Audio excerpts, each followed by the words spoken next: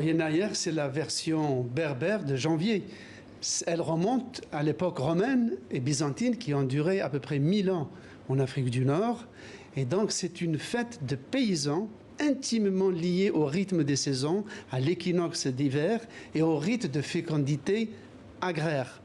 C'était donc par excellence une fête de paysans et je me rappelle dans mon enfance, dans la Kabylie des Babors, on faisait un plat qui était une purée de plantes sauvages avec du berkoukes et du couscous avec de gros grains, dans une atmosphère un peu magique, mais ce n'était pas du tout intellectualisé.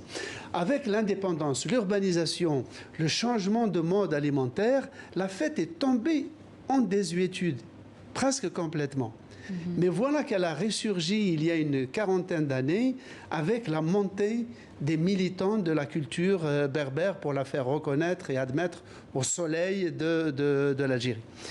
Et c'est comme ça que maintenant, elle est reconnue officiellement par l'État algérien.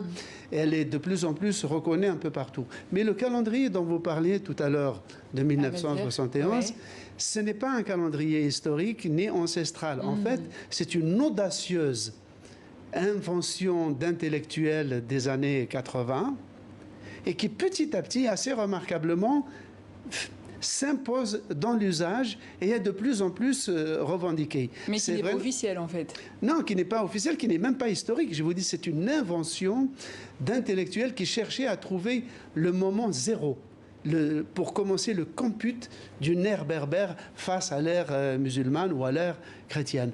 Puis ils ont trouvé la date de la montée au pouvoir d'un pharaon d'origine libyque et pas libyenne, donc au troisième millénaire un millénaire avant Jésus-Christ.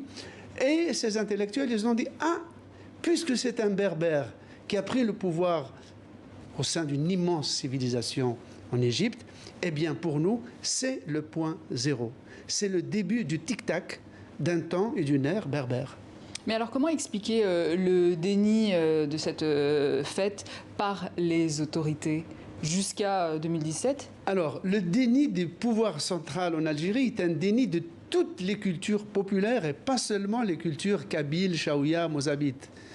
Toutes les cultures populaires, les parlers populaires, les adages populaires, les proverbes ont été regardés avec une espèce de dédain par la classe intellectuelle arabisée qui, elle, voulait orientaliser complètement le Maghreb au nom du panarabisme et plus tard de l'islamisme, et les élites francophones qui regardaient ces traditions comme des reliquats relevant plus de l'ethnographie coloniale ou des vestiges archaïques d'un monde rural qui a disparu.